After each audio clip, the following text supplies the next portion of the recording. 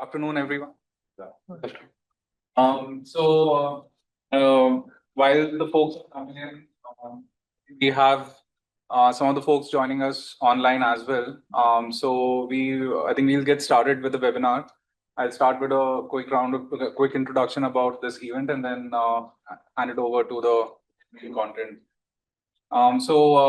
Welcome to the Building Better, Smarter, Faster series of webinar. This is the third in the series of 6 webinars. And in this webinar, I think we're kind of trying something new, a little different, because the last 2 webinars were online. And I think this time we wanted to also invite the folks who are in Pune to kind of participate in this session. So today's webinar is about learning about how to make a good pitch. And for that, we have 2 product companies. They will be sharing the pitch. And we have Keshav Jain here, who is visiting us from Mumbai. Hi, Keshav. And so he's going to kind of give feedback to as the pitches are being delivered in terms of how the pitches can be made more effective. So that's the main intent. Both the companies come from construction technology background, and they're building products for the construction industry. And with this, I would like to introduce Keshav. So Keshav comes with over 15 years of experience in real estate and venture capital, including managing a 500 million portfolio at Pyramid Capital and investing in early stage ventures at Core 91. Keshav now leads investment at Earth Fund, which is India's only urban tech and sustainability focused VC fund. With this, I would like to introduce Keshav and kind of maybe set the tone for the session, and then we'll hand it over to our first presenter, who's Mandar. Mandar is product leader for this product called NirmaanXD, which is focused on construction planning as a function to and enabling more effective planning by the use of technology. And the other presenter is going to be Nitin Gupta, who's going to be presenting online. And his product is focused on automating issues between different disciplines in the model. So those would be the 2 products. And with this, I think Keshav, over to you. Okay, thanks, Saurabh, for having me, and thank you, CTAI, Chaitanya, and everyone else here for joining. Happy to be here, right? Very seldom we get to put in a room with all ConTech enthusiasts, if I can say so. And big thanks to Nitin and Mandar for actually, putting out their presentation, their, ideas out, and being so open to taking feedback and suggestions in front of everyone. I think, a lot of time I have done these in a one-to-one session where I have to founder, office hours with the founders, right? And we do this individually at Brigade Reap, right, where we run a cohort for all the early stage startups. But this is my first time doing this with a founder in front of other people. The idea, I think, when we were discussing and how do we make this, there are 2 or 3 key takeaways that, in my mind, that I am at least shooting for and happy to recalibrate based on the audience's interest. Is first, help you identify what is it that investors look at, right? This is not going to be a reflection on whether, Vavetek or Nirmaan is a good company, is a fundable startup or not. Today, I think what we're trying to get at is how do we communicate an idea in a fashion that is most relevant to your stakeholder. Like the way we pitch our boss, whether it's the way we pitch our client, whether it's the way we pitch the finance team, is always very, very different. So in the same way, it's the same product, but the way it needs to speak to when you're presenting to a customer will be very different than when you're speaking to an investor. And I think with this, the idea is really to highlight with 2 very different products. How do we communicate the strengths of our, I would say our startup, right? Because the way investors look at it is slightly different. So I think that is really the intent. And second piece is I'll keep the advice slightly more generic so that the people who are spending time today can take this back home or back to their office tomorrow and utilize it in any kind of the product that they're building, right? Be it as a startup or even internal products. So at least that's the lens that I'm coming from. Happy to recalibrate if needed. So I'll start firstly by saying thanks to CTAI and thanks Keshav for giving me opportunity to pitch here. Excited to talk about Nirmaan. I think with that we'll get started on the first slide. So let's start with the problem statement. Fairly simple problem statement. Construction planning is stuck in a time warp. The process has not changed, over years. If you go back 5 years, 10 years, 15 years, construction planning, the whole process has been the same, right? And it's not just the same, it's impacting the project in terms of like times and cost and schedule overruns. Not the only reason, but one of the contributing factors for cost and schedule overruns. And no product today solves that problem in kind of any serious way, right? So that's the problem statement. And we will not just kind of, mention the problem statement. I'll actually prove it to you if this pointer works. Okay. Yeah. So let's understand, let's take a scenario, right? And a real scenario, right?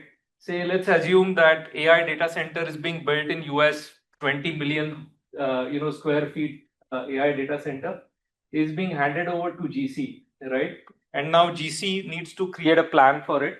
What's the process the GC will follow, and that too in US is, what is elaborated here. The GC will start by studying the drawings, putting them in, Acrobat or Remove, Bluebeam, and start kind of drawing the areas. Then he will take the areas to some other quantification tool, OST, calculate all the quantities for that area.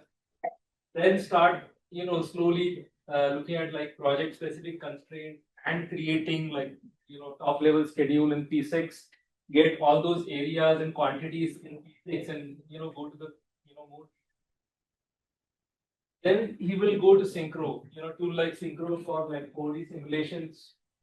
That's not the end of it. Then there will be Power BI to create, your visual planning, right? So that's the current planning process. Fairly, complex across set of different tools, multiple again data integrations. You have to move data and a lot of manual steps involved, right? And one argument can be made, hey, this is the current planning process. It's been working well, right? What's the problem with it, right? And let's see some of the challenges with it.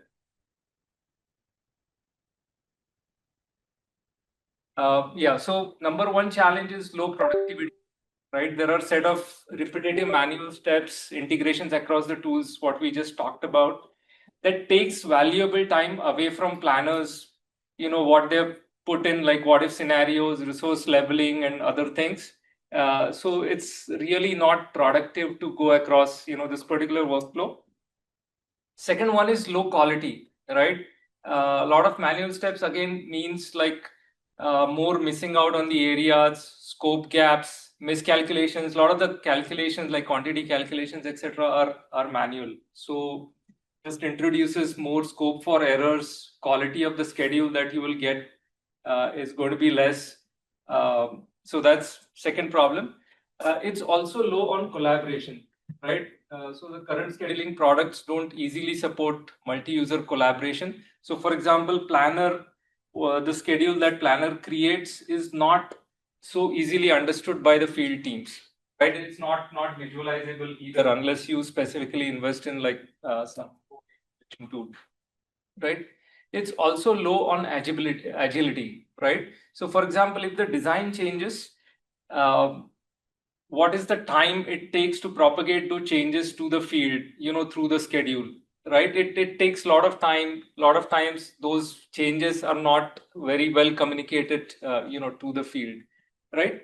So all of these big challenges, and the last challenge is like still you're high on cost. So low on productivity, quality, collaboration, agility, but you're high on cost. All this comes at a very high cost. Companies paying hundreds of thousands of dollars. We'll talk about like competitive analysis. Beyond this, though, there is definite pride in construction planning, right? If you look at things that are getting constructed in India outside, a lot of universities, hospitals, office spaces, tall skyscrapers are getting constructed here. The recent example is I think the railway bridge on the Chenab River that Prime Minister Modi he inaugurated, right? All this, there is a lot of pride in construction, but are we serving our planners well, or are we kind of letting them down, right? So that's the problem statement, right? We are just not there in terms of providing the right tech for construction planners. And then enters Nirmaan, right? So Nirmaan, what is Nirmaan? Is construction planning tool with BIM at its heart. Makes construction planning more productive, more accurate, and we are going to see this through some of the examples, some of the features. So going on to the next slide. Right. So yeah. So one of the first features is automated WBS creation.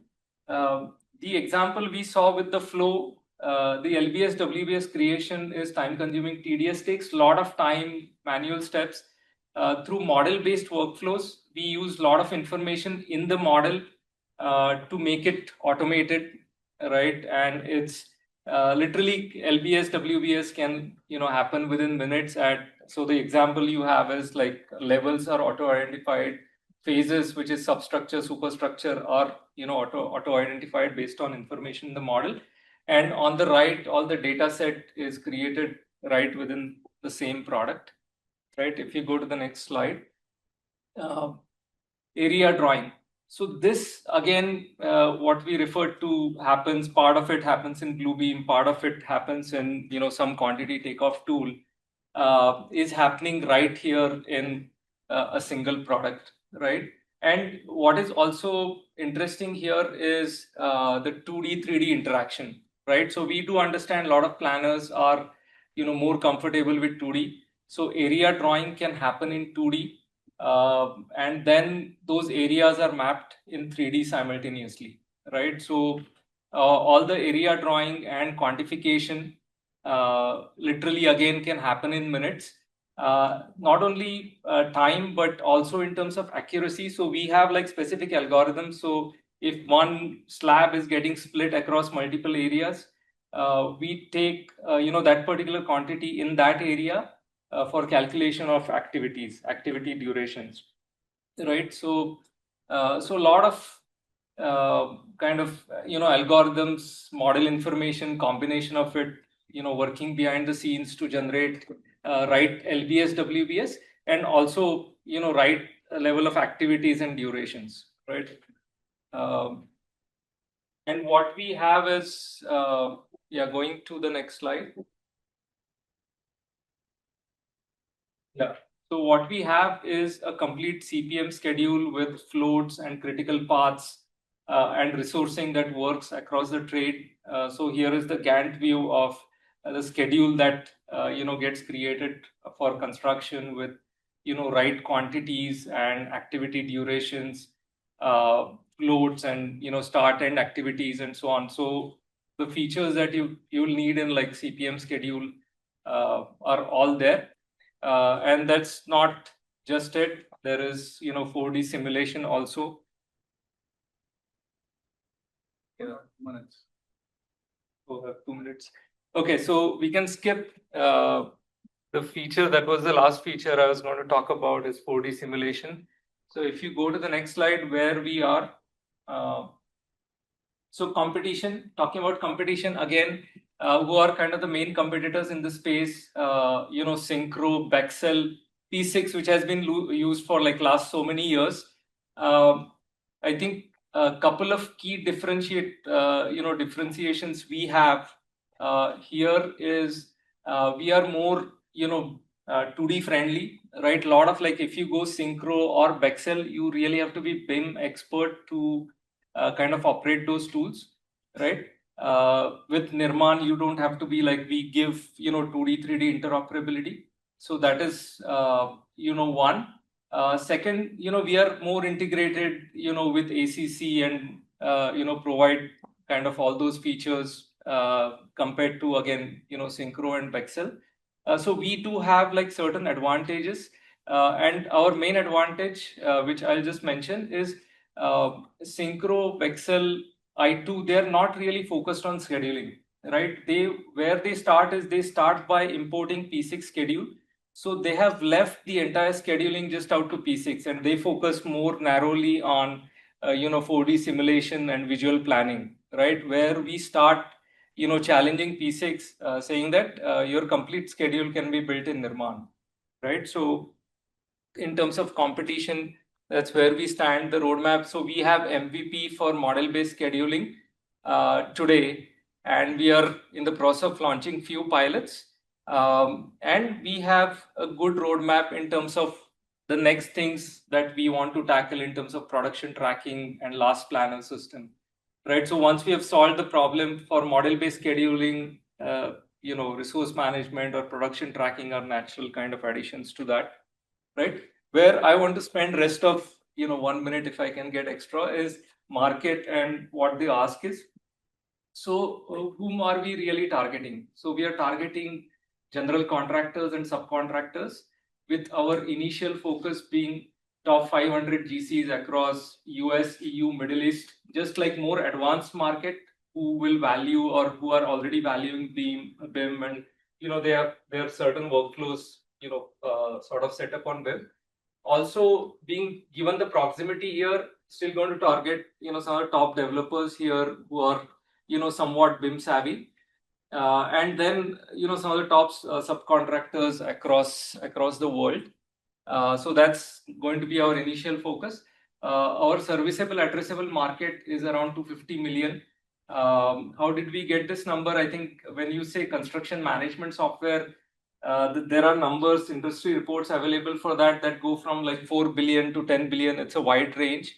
What we did, so we are narrowly focused more on construction planning, because that market includes your ACC, construction cloud, and Revit and Navis, and it's a very wide bucket. But we are like narrowly focused on like construction planning. So there is some information available in the market on the deal size and so on. So based on certain calculations, we have come to 250 million, which we feel is on the lower side, right? The actual number could be higher. How are we pricing Nirmaan? We are pricing it, $500 per project till like 1 million square feet, right? So that's really going to be like, again, competitive differentiator for us. Going to business plan, we have categorized, the revenues in like enterprise, mid-size, and small-size segment, depending on number of project licenses like each of the customer types will buy, and the growth rates will vary across like each of the segments. And so what we are projecting is like starting next year, it will be around somewhere around 245K will be our revenue, going to 6 million in 2031, versus our costs are like, will be 750K next year, and going into like 2031 will be around 2.1 million. I think one interesting thing to note, a couple of them actually. One is we will be cash flow or projecting to be cash flow positive somewhere in 2029. That's what the graph there shows. And in 2031, like 6 million will still be around 2 to 2.5% of the total market share. So it's not like, it's not 20%, it's just 2 to 2.5%. That allows us to kind of grow more aggressively, those, support those projections. I think last slide, what is the ask?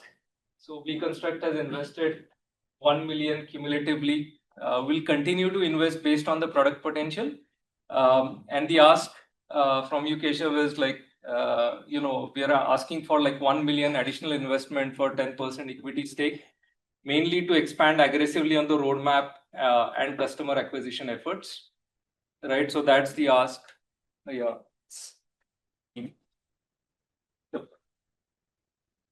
So that's my pitch. Thanks so much. That's a good pitch. I'll unfortunately not focus a lot on what you did well. Right? Sure. I'm going to use the little time that we have focusing on what we could do better. Right. And again, in the interest, it's the broader reflection on the business purely on storytelling, because I think we focus on using pitch. See, it's very important to understand what is a pitch used for, right? I mean, the pitch is essentially, from a VC perspective, is the first document that you will email or WhatsApp, right? to someone and say send to Chaitanya, Chaitanya will send it to me, or if it's come to me, I'll send it to another person who's more relevant, right? And this is applicable for any startup, right? If I'm not looking at it, so you will not be there to speak and talk about your startup, right? So the idea behind the pitch is it should be simple, clear, to be able to allow someone to walk through it, largely, without having someone speaking over. A detailed in-person pitch comes as the second step. So the role of the first pitch is only to get someone excited to take a meeting. And that is the first misconception I feel often a lot of people have. If I give every data, if I follow the template, if I get everything in, right, I will get funded. Nobody gets funded only on the pitch deck. The role of the pitch deck is to make it sound exciting enough to initiate that conversation. Yeah. So I think at least that's the first part. Right. So NirmaanXD by VConstruct. Now, when you say VConstruct, I think, while they have a 10% equity, the first thing my question is, okay, are you a subsidiary, right? Are you powered by them, or, am I funding an internal project? Right. So that was the first observation. And I think a lot of these answers, need not give because of obviously the larger thing, but that is something, right? Plan, visualize, build smarter. Again, top of the real estate, but I'm unable to figure out where am I getting at from here. On the problem side, now imagine if you can just keep slides so that everyone else can. So yeah, you can go. Yeah. Sharing this stop. You don't check on the webinar. Screen sharing. Yeah, it's on. It's on. Earlier showing stop. Anyway, now imagine if I just change this word from construction planning to only construction. Real estate construction is stuck in a time wrap. Food delivery is stuck in a time wrap. Last was Zomato and Swiggy. Ride hailing is stuck in a time wrap. Most of things what you've said would be applicable to any problem or any industry. Okay. Right. So now we've got 2 slides, and I'm still not being able to relate to the problem that you're really going after. Okay. Right. Think of it, the person who's reading. Right. I mean, you know how few ConTech or PropTech investors are in the country. Right. So you'd also be reaching out to other investors. Right. They will not have the background or the understanding of how massive this problem is. Even someone like me, I've never worked on it. Right. I don't come from the operational side. I've always come from the investing side. Right. So yes, construction planning, but it could be so. It could be anything else. Every slide that we use should be specific to you. So what you are saying, Vavetek should not be able to use in their slide. I think that is a simple funda that you can use. That is what I'm talking about. Really unique to what I am doing. Next slide. Got it. Next slide, please.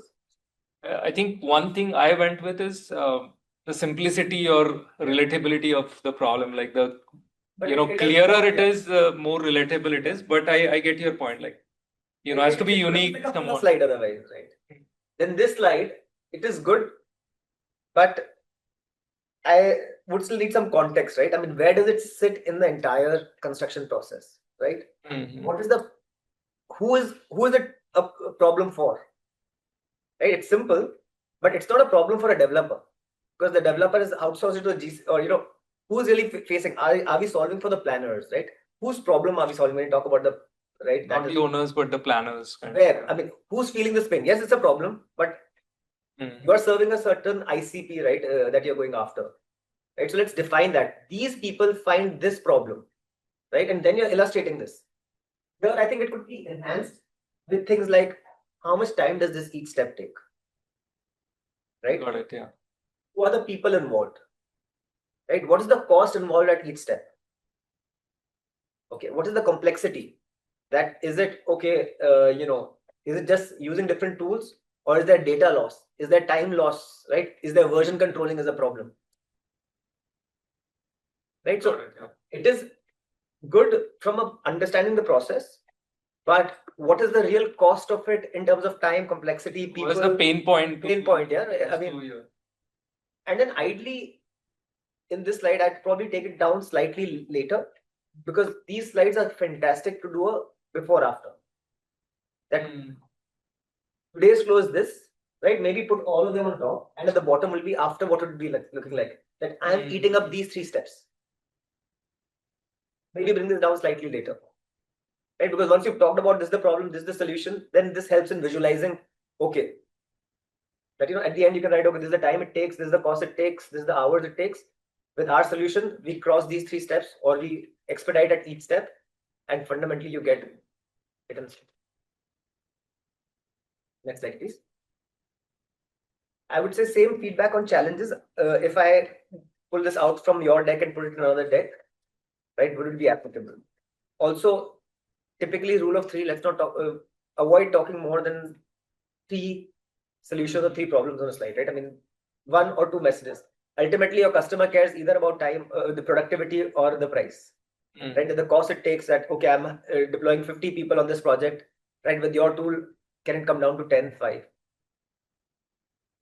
So Got it. I think that piece is maybe some numbers here, like you're saying, like not making it generic, like specific numbers on like how much productivity is lower. Challenge, right? I mean, if it's in collaboration, why do I need collaboration? Because there are 15 agencies involved in getting a project from the time you get a brief to the final plan.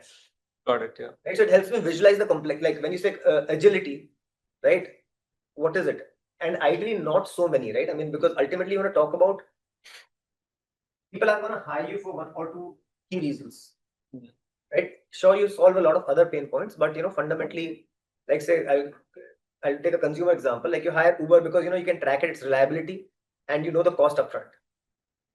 Right? Yes, then there's come the safety. There's the 2 or 3 other you get the bills online, you can claim it. But those are all secondary, third, tertiary challenges. Yeah. So reduce this to 2 or 3 and then quantify them. Next, please. So here, this was good, but at first I thought, before I read, are we serving the planners well, that are these products built using your solution? Are these customers? Yeah, no. Yeah. So I think there's a certain disjoint, right? That essentially what you're trying to say is there is a certain ICP that you're going after, right? Which is the planners, and they don't have advanced tools, is what I understood. So let's call that out in the beginning only, right? So then the slide can go, we're saying, okay, these are the people we are serving, this is the problem, this is the challenge that they're facing. Yeah. I mean, I wanted to kind of drive the contrast that, hey, these are the, type of constructions or, things they're building versus the tools that they're having, like, that I wanted to drive that contrast. Well, let's bring it out, or maybe put them in a tool slide, right? That it's like almost like saying, okay, you want to build this, but on the other side, you only have an Excel or a Adobe suite that was like, this is 2025 and it's from 1950. Maybe put on the same slide, put that together, right? That you expect that the client expects a 2025 product, and the tools we have is 1995 product. Got it. Yeah. Right. So that is what needs to change. So now that's a great thought. Right? Storytelling is great, but when you bring it together, then I can sort of understand. Next slide, please. I think this is a next. Here, in the rest of it, I think for the next 2-3 slides, right? I think these become very good when you're selling to a customer.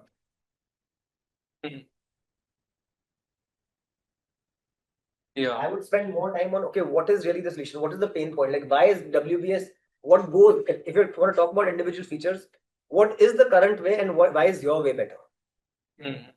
Right? Or if there's a secret sauce as to why only you can do it. It is not just regular automation. Got it. Yeah. You're talking about patent pending workflow, then talk about that. You've cracked this workflow. Why other tools are not able to do it. I think the challenge kind of I faced here is like the complexity. I mean, the scope of what Nirmaan is trying to do is like model-based scheduling, and there are so many pieces of the puzzle, and the temptation is to kind of cover important pieces. I think what you're saying is, hey, focused on maybe 1 or 2 the most important pieces and try to convince the investor where you really have a big differentiator. Is what.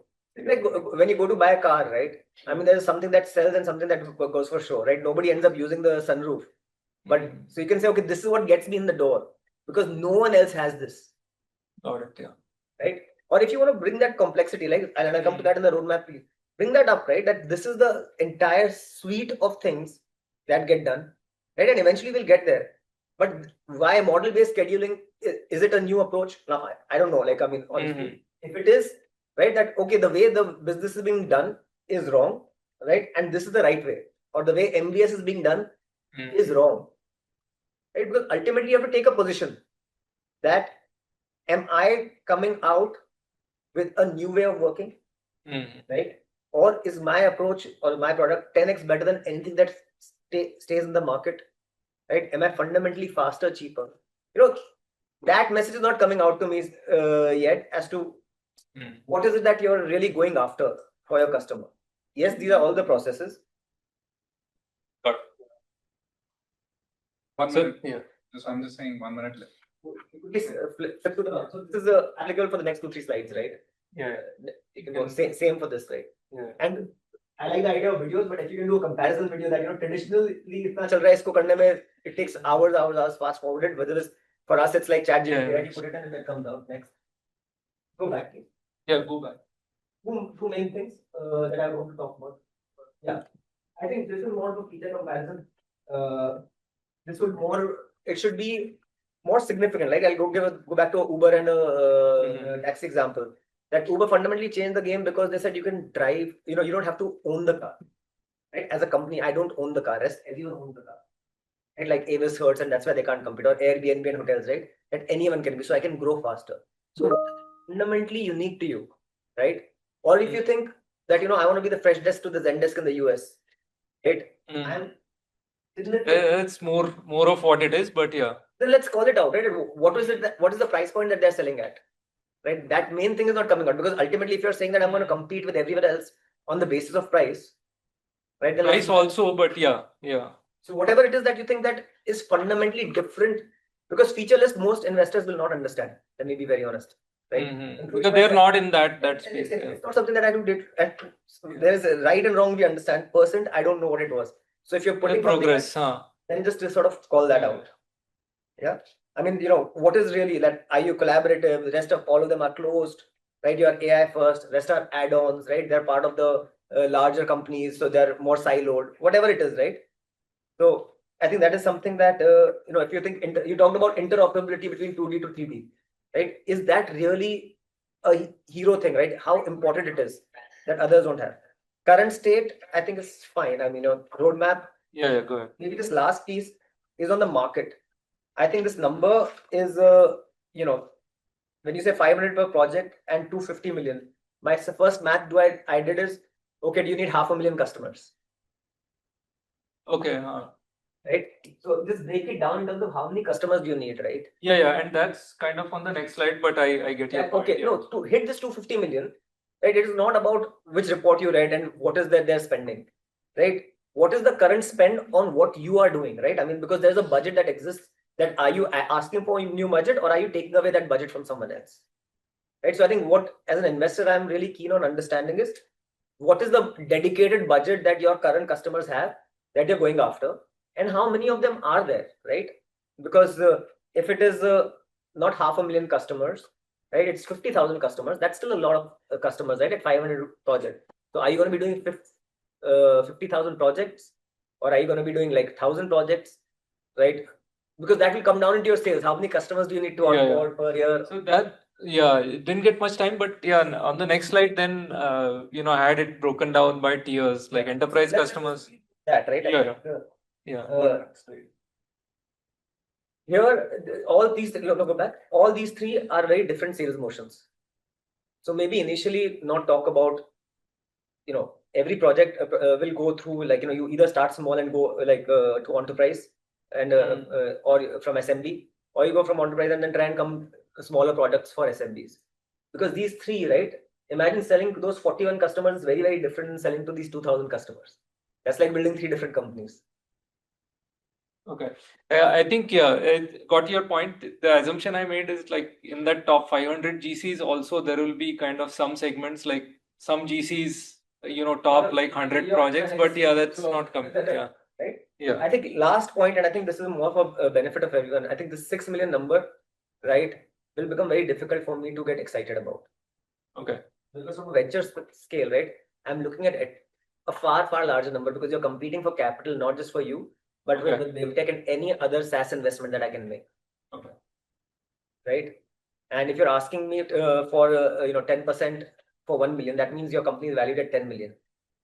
Right? If after 5 years at 6 million, even at a 10x revenue, you become a $60 million company, that's a 6x return after 6 years with the probability of loss. So I think spend more time in terms of how this becomes a venture scale company. Right? Not randomly, I'm saying just make it 60. Yeah. And maybe some more discussion later on this. That is really the Pick funda, your because brain, yeah. investor would really, because ultimately they're chasing a really large outcome. Right? 6 million could be a very, very realistic. Like even if it becomes 10 million, it doesn't move the needle. And we can talk about it over lunch as to why a 6 or a 10 million is not a good enough number, why people chase unicorn and all that stuff. Right? But fundamentally, I think, till the time there's not at least a 60 kind of number, it becomes difficult to get excited about the meeting. Got it. No, thanks a lot, Keshav, Thank you. for those inputs. Yeah, really great. Thank you. Thank you. Thanks, Mandar. Thanks for being open. Thank you. We have our next product being presented by Nitin, who is joining us online. So, Nitin, can you confirm you can hear us one more time? Yes, I can hear you. Absolutely. Great. I think you can go ahead and share your screen. Okay. Once we are able to- Presently, it is saying only the host can share in this meeting. Are you joined in as a panelist or a participant? I had joined in on the Zoom link that was sent by Vineet. Okay, Should so we're just checking on our side. Just give us a minute. Sure.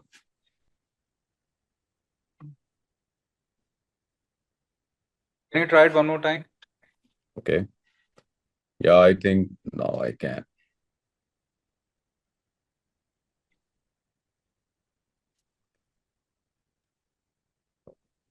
Okay, can you see my screen?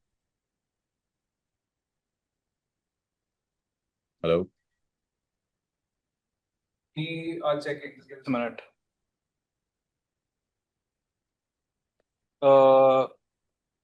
Yeah, We it can should see. have come now. Yeah. Yes, we can see it. Yeah, we can see your screen now.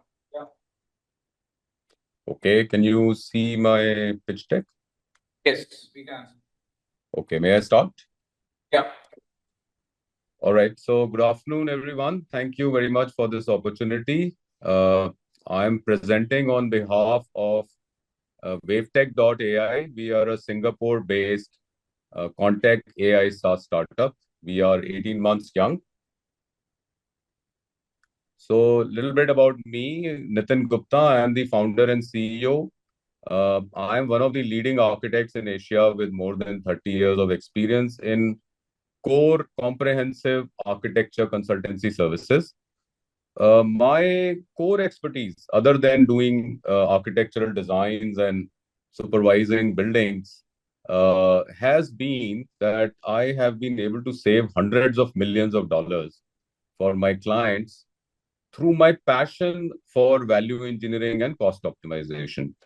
So as an architect, I would have finished more than 100 high-rise towers, mega commercial projects, 20 million square feet of real estate, and recently led a 2 billion public healthcare hospital redevelopment projects.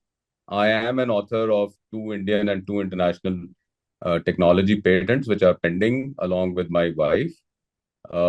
So these are my co-founders. Deepak Jain is a serial tech entrepreneur, my brother-in-law. He's been my guru as far as entrepreneurship is concerned. Then Dr. Anjana Gupta, my better half. She's our mathematics and AI scientist. It is with her, I would say, literally like an in-house collaboration that I have developed a theory to create AI products for my core expertise, the design. Anuj Kumar Gupta is our chief architect. He's been spent more than 20 years in the world of software design. Then we have a young founding team. So Vimal, Ojasvi, Harsh, and Sagar. Vimal, Ojasvi, Harsh are software engineers, and Sagar is our digital marketing officer, working very closely with me on the social media marketing.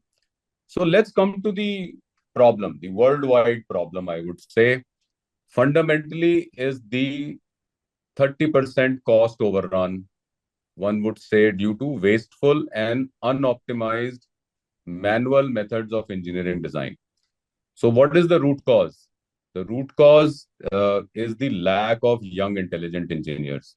Reason: most youngsters today, including my sons and nephews, want to become software and IT engineer.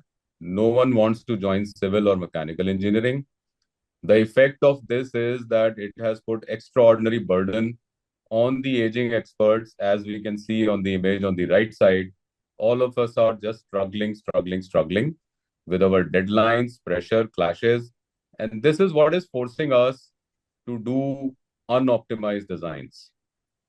So our solution is to create AI co-pilots for the engineering design expert and their team. So AI co-pilots to help the building engineers in design, AI co-pilots to remove pain points of the building engineers, AI co-pilots to help make multiple design options and do the iterations that are required to optimize their design and save cost. So this is what will lead to the image on the right side, that you will have saved costs, you will do work in time, you will have happy clients with our solution. TAM, AI in construction is one of the fastest growing segment. 27% is the CAGR. Starting in 2025 at $5 billion, it is poised to grow to $15.5 billion in 2030. We will be operating in this zone. So our first success story, the software that we've already developed called Bamrock, it solves a global problem. Fundamentally, all of us in the construction industry, especially the design industry, are now almost or shifting to what we say is creating documents and drawings in a three-dimension environment, which is also BIM.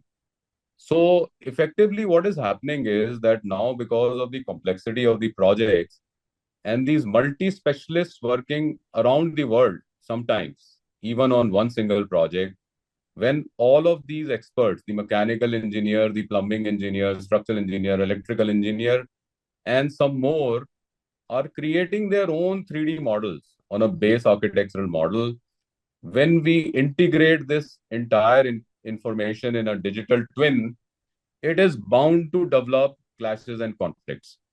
So this is the base problem that we are trying to solve. And this problem, yes, the detection of clashes has been happening for last 10 years.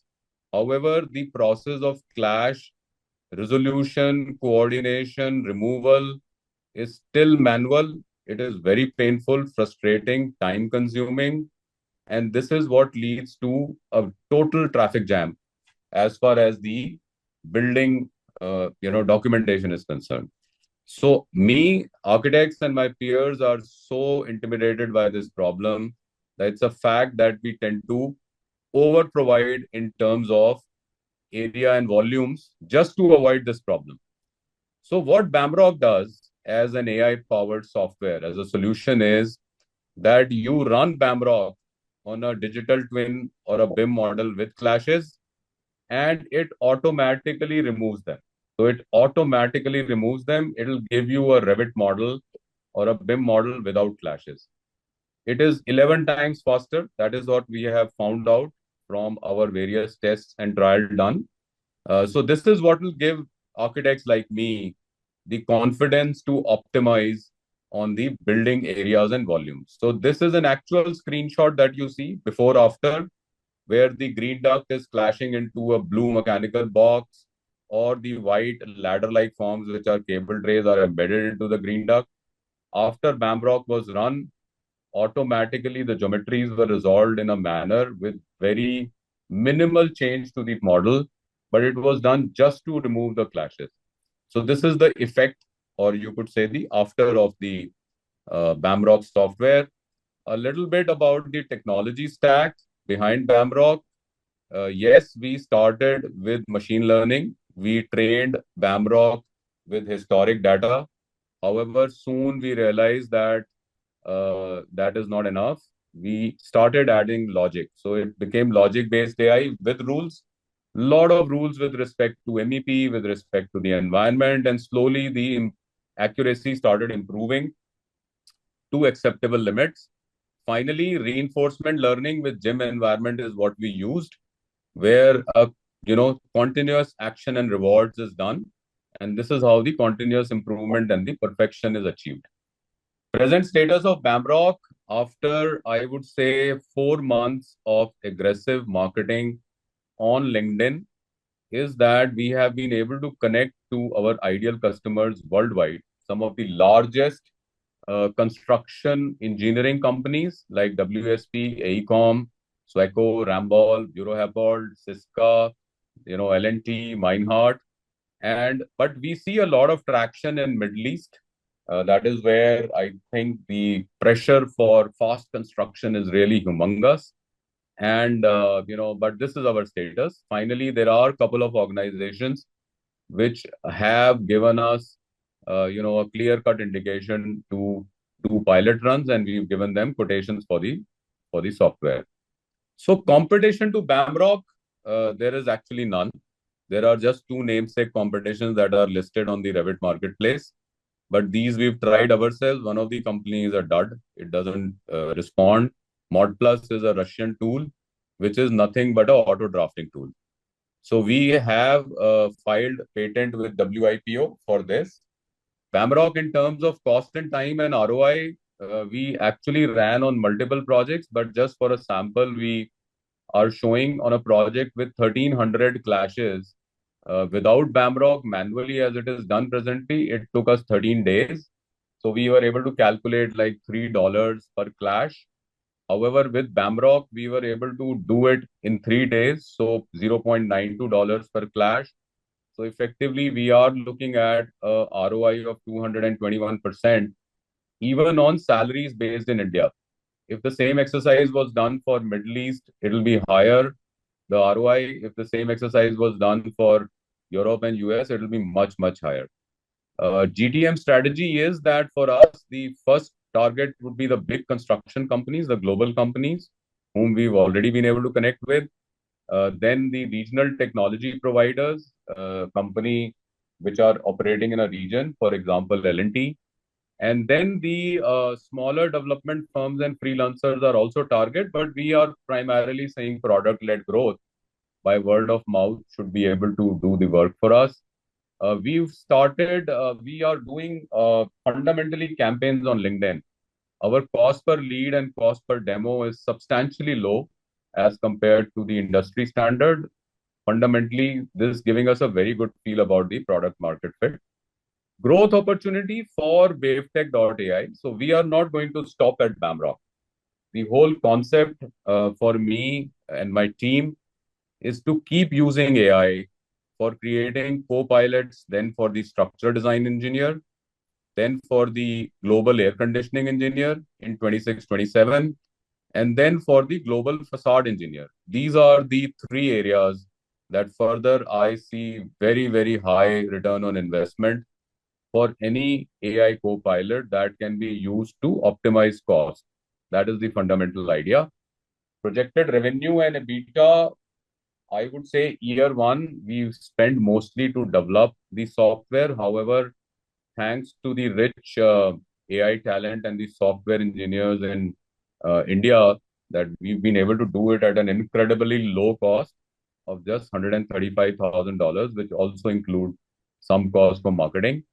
Finally, we are looking at the end of year 5, a revenue of 17 million almost, and an EBITDA of 65%. We plan to break even somewhere in the end of year 3 and year 4 beginning.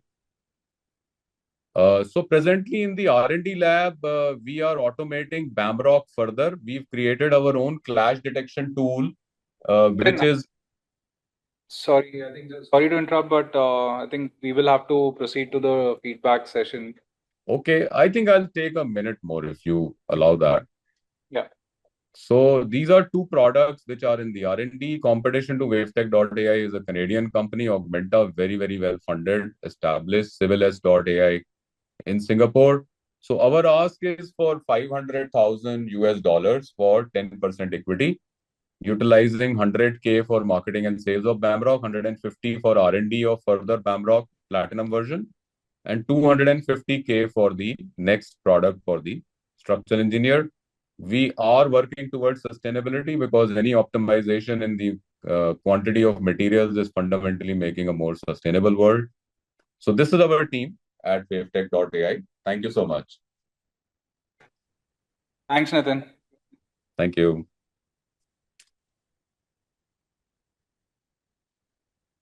So may I stop sharing, Saurabh, or is it okay? You can screen share on. I think we may request you to go to specific slides. All right. Keshav, you can start. Hi, Nitin. Am I audible? Yeah, Keshav, audible, absolutely. Okay. Awesome. Obviously, great presentation and with the years of experience, right? I'll still try and share some of my learnings. Maybe we can start from the beginning, right? I think it's Okay. right. So typically, we either start off with a problem and solution, or we're saying, okay, you're backing me, right? So if you're starting by saying, back Nitin, then you put your thing upfront, and which is fine. It's an approach whichever a founder wants to take, right? But I have to make it a little pictorial, right? When you're saying, okay, if you're the leading architects, what is it the firm that runs under? You said you've done $1 billion projects, mega hotels, right? Some names that for someone who's not from the industry to be able to connect and appreciate the level of work and effort that you've done, right, in the past. Okay. Right. Second, I think just from a pure real estate perspective, right, there's a Singapore-based B2B construction AI SaaS startup, right? I think that's just flowing across, maybe from a pure design perspective, right? But right, we could keep it slightly cleaner everywhere. Okay. Yeah. Then comes the second slide, right? I think again, so we've spent 3 slides on the team, and everywhere it's a lot of data. But again, if you could put some pictures for logos, right, as to why these people are important. Right? Why they are very important for the cause, right? Sure. Third, are these 3 founders full-time? Right? That is a question that I will have in my mind. Are they advisors or are they really co-founders? Right? If they're co-founders, are they full-time? Are you full-time in the business? Right? From an investor's perspective, for me, that is one of the first questions that I have. Sure, got it. Then the rest, same thing on the team. That while we have, yes, the third slide is on the 4 people, right? Why is the most relevant, right? I mean, otherwise we keep them all in the back, right, or in annexures. Okay. Right, unless you're saying, okay, these guys have come from, they have 15 years of whatever XYZ experience in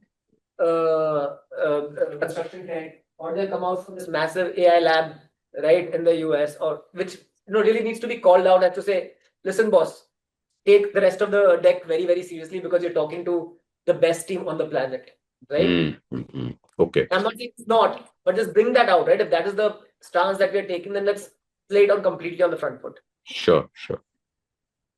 I think on the problem, I was a little confused. As I said, the same 30% was there also in Mandar's pitch, and the same 30% is coming in your pitch also, right? So now you understand what I was saying earlier. Right. Time, you are taking a stance that comes because of manual method of engineering design. Someone will say it is because of rework.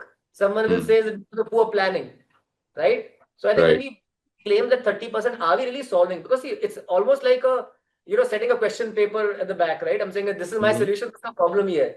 Our problems are not aligning. If we are saying lack of intelligent engineers, does my tool get people excited about coming to start working in civil? Right? Because there's a lot of time spent on saying, young people don't want to get into this field. Right. And are we solving for their education? Are we doing something that makes them excited? If that is not, that is a symptom, right? Like today, you say there's a talent shortage. Okay. Because the second you say that, I'm already wondering, okay, this is a shrinking market, boss. Nobody wants to do it. Ultimately, this will be like a services-led play by a few people and mostly like older people who are doing it, right? Right. Then you say this forces aging experts to create unoptimized design. I mean, as an outsider, I'll be like, okay, it'll be very difficult for me to understand that mega projects coming in, right? The stakeholders will take up and they will deal with delays but I doubt they'll be happy to take unoptimized designs into their projects, right? So I think same feedback as Mandar. Be very, very crystal about what is the problem that you're solving, Okay. not the causes of the problem, Sure. Got it. right? And on the solution part, I think especially, and I'm just sort of using this as a platform for talking more about AI startups. A lot of people, are pitching AI solutions. I think it's really important to call out as to why, AI lends itself well to this particular problem that you're solving. That, this could not have been solved by basic RAG automations and stuff that, more time consuming or more costly, but these technologies existed in the past and hence it could not. Today, where AI has reached today, that is why it works well, right? Or what is the shortcome of generic AI? Because I think the first question that we have, right, is like back in the day, 15 years, 20 years back, somebody would say, why would Google not build this? Okay. First question is, why would existing players, right, from whom we are taking the input, not hire their own AI teams to give more value to them? Because ultimately you're saying that, boss, the tool that you're using is not good enough, right? You need a lot of optimization and people to do it. Right. Ultimately, like how Canva started doing, right? They're giving auto-generated design. Notion's doing, that's where I'm coming from. That, okay, why your solution is really unique. Okay. And only you will be able to solve, right? This is the right approach to solve for this, right? Because I'm getting it. I'm getting it. I already covered, right? It's a $15 billion is the AI in construction. Could be materials, could be, procurement, could be bunch of things. The way I typically like to think about TAM is, okay, how much am I charging my people, right? And how many people are there who buy something? So if I'm charging $500 for my product, right? Are there 500,000 projects that can be, it's a function of my billing entities. So if I'm billing per product, am I billing per square feet? If I'm billing per engineer, right? Right. That's the more relevant. It shows very, very, understanding. Sure.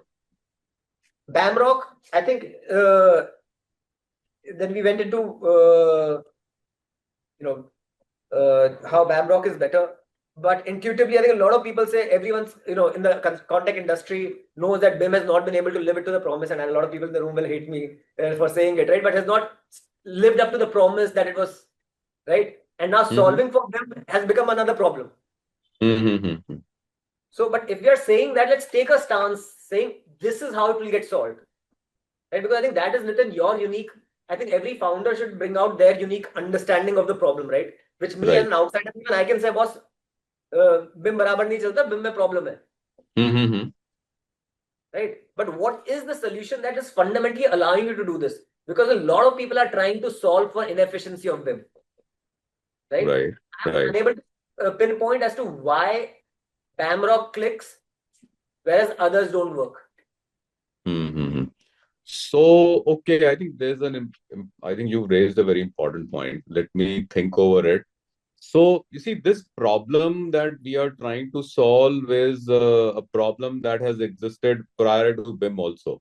So, at those times, it was done manually, totally manually. Slowly, it has, with BIM, it has got more systemized, I would say. You can at least detect the clashes now very visibly.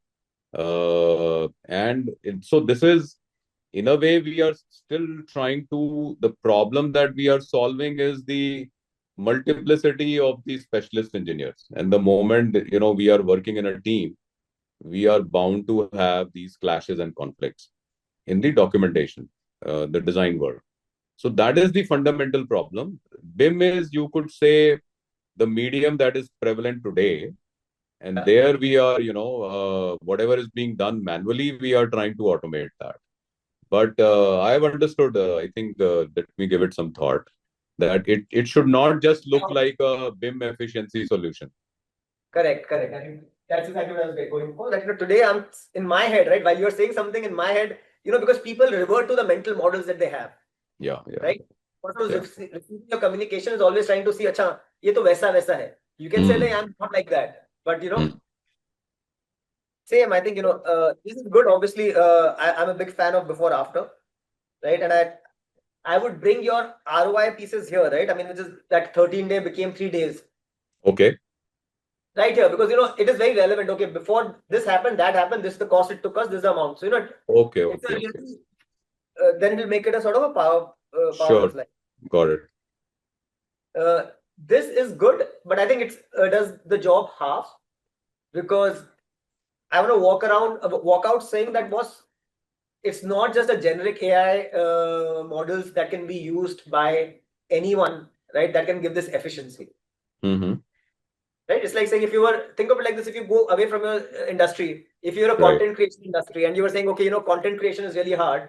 And now Right. I've pulled out, I've created a new software that can help you write great tweets and great LinkedIn messages. Right. I'm unlikely to fund it because I'll say, course, ChatGPT bhi karta hai. Mm-hmm. Right? Mm-hmm. Right? Or LinkedIn itself, the source itself is giving me now AI assisted prompts for me to be able to do it better. Mm-hmm. Mm-hmm. So I would really use this slide to highlight that why your approach, or you are the right place, right? The way it cannot be solved in existing environments because there are multiple tools used. So even if say Adobe does it, like someone else will not be like there's or whatever, right? So Right. where you stand and why a third party external software is best placed to solve for this.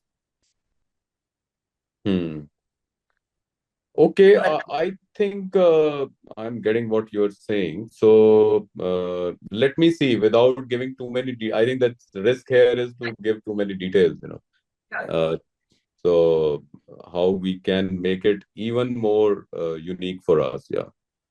Yeah, I think the present status is great. I think, but are these conversations that you've had, or are these Bamrock, right? I mean, are these POCs already live? Something like that to put a sense. Otherwise, what are, like, when you say status, how many are the demo done? Which are the trial setups, right? Because are all of them at what stage? It just gives a Okay. sense of the traction. Oh, I see. Okay. Okay. Right now, so it's a long process. So maybe one needs a little more detailing on this. Sure. Sure.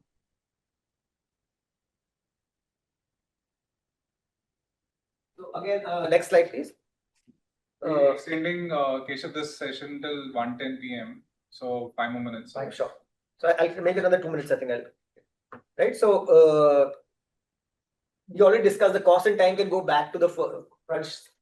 Competition, again, it's not just about whether they are working or not, right? If there's no one's working, that's also completely fine, because if it's a new way of doing things, right? It's always a substitute, right? I mean, so it could again be, I'm a big fan of 2x2 grid, wherein, okay, there's a manual piece, there's the automated piece, there's the legacy piece. Okay. Right? Sure. Okay. Okay. Understood. Yeah.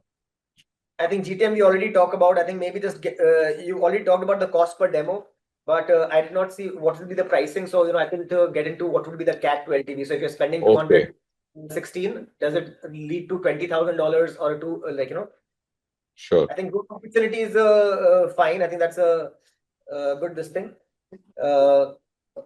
Revenue EBITDA, I think we can talk about offline, right? I think it sort of aligns. You're asking for 500K, which is what seems to be a burn. So that is fine, right? On one place, we say that there is no competition, and the next, then we talk about competition to Vavetek.AI, right? So, okay, that is a difference. You see, no competition is for the software, Bamrock. yeah. However, as a company, as a startup, on a similar concept, Augmenta, Canadian startup is already well established. And then there is a civilis.ai. They are also making AI Copilot. Think about it, right? So as a customer, I want to know more about the specific product.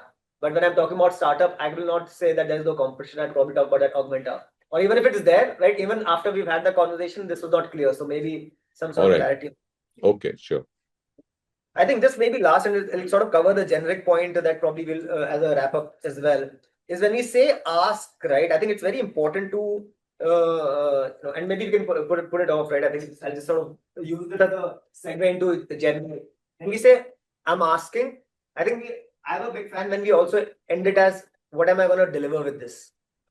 Right? That, okay, what is the risk? See, ultimately, there's a certain risk that I'm underwriting. Right. So with 500K, the product development risk ends.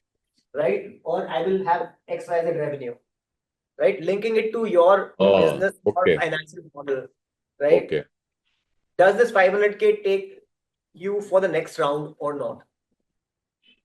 okay. Understood. Right? Yeah. So right now, it's not about what I want, right? But to be a good salesman, you have to think about what the next person wants.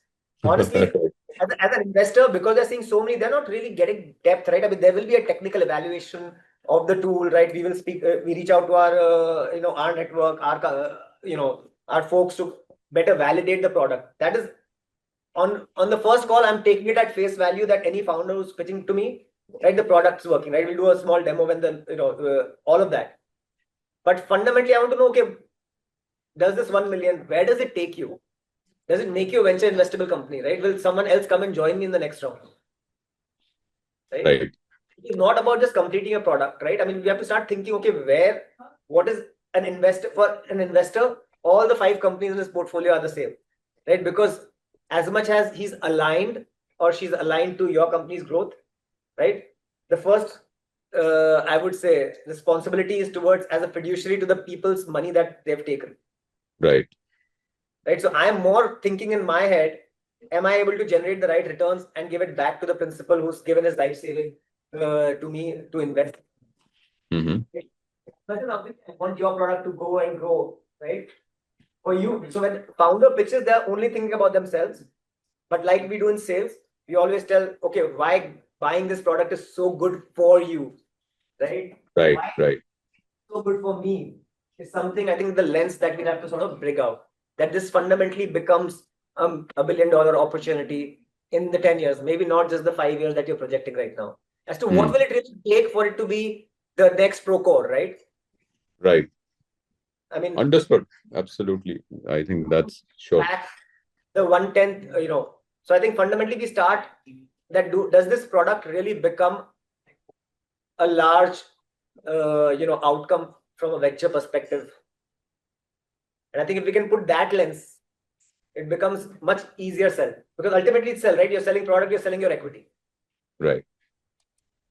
I think those are some of the lenses, but thanks again. These are all great decks, right? Obviously, be it Nirmaan, be it Vavetek, and a lot of other fellow founders I've seen here from my past interactions, right? The whole idea is, can we make it into a lens that is easily digestible? Because I think there are 2 or 3 facts, and I was talking to Chaitanya the other day, right, when he was discussing. I think you have to design a deck assuming it is being read by a very young adult with a very, very short attention span. Because the deck comes into the system first, right? If you email it or it'll go to an analyst. And I'm not dissing on my analysts, they're really sharp people, right? But they're also seeing 100 decks a week, right? And so their attention span, their understanding the depth of the product that you're building will not be at that level. And it's not supposed to be, else they would have been building this product. So can you explain this, as they say, right, to your grandmother or to a young child, right, as to why this is the next best thing since sliced bread, and why really this can become a great company rather than talking to, and then obviously we can layer it with more nuances on the specifics of the product, the technology, right? But fundamentally, and a lot of, I think second part, if I may, is a lot of decks come with the, we all go online and we'll say, okay, how to make a good pitch deck, right? There'll be a sample or a template with 20 slides, right? And it'll say action, it'll say team, right? And we sort of work that because it's fine. Like that's when I made my first deck was there. But it's really I would say, an opportunity to showcase your story. Right? Not just, I would say, necessary conditions, right? Or you should talk about this, but they're not sufficient, right? You have to really bring about what Nitin knows from his years of experience. Keshav, right? Or Saurabh does not know about your particular industry, and that places you well. Tomorrow, I can't hire 5 AI engineers to build this product. And I think that is really what we are trying to sort of solve for. That can we use this as a guiding principle, but really bring out your unique story, what makes your product click, why you and your team are the best people to build this. right? Right. Why the real problem that needs to be solved? Like BIM efficiency to chal raha hai, it's been going on for so many years, right? So then why this is the right way to solve that 30%, right? We all, every deck starts roughly with 30 to 25% problem in construction, right? And it's fine, and we'll be very happy even if we can solve for 3% construction cost, right? So I think just tightening it, abstracting it a little, right, is just generally some of the things that I always, and put numbers, a lot of numbers, right? And then, because that also allows us to think, right, as okay, if I'm asking for 500K, but I'm showing a whole of $1 million in my first 18 months, right? Right. Is that the right ask? Okay, sure. Right? Let's say I'm going to do GTM, right? I'm going to talk about 2,000 customers, right? And it's my, per project cost is 500. How many number of people do I need to? Can I fundamentally reach them? Right? So I think, and at the earliest stage, I think even taking a simple goal of say, okay, this is where my next $1 million or $2 million of revenue comes from, right? With a roadmap of, okay, how do I become a $10 to $20 million company in the next 3 years? I think because everyone hears unicorns, everyone hears large numbers, and we are like, we are focused on thinking, okay, it's a large market, large TAM. I think nobody starts off at that level. So if we can say, okay, I am very, very certain that next 10 crores in the next 1 year is definitely going to come from these these 2 or 3 areas, because I know it's really a pain for them. I know they're already spending 20 crores on this, right? So it's a no-brainer for them to buy what I'm selling. Okay, I think, yeah, I understand that. That's a good idea. Keshav, thanks a lot for your valuable feedback. I think this session went 15 minutes longer than planned.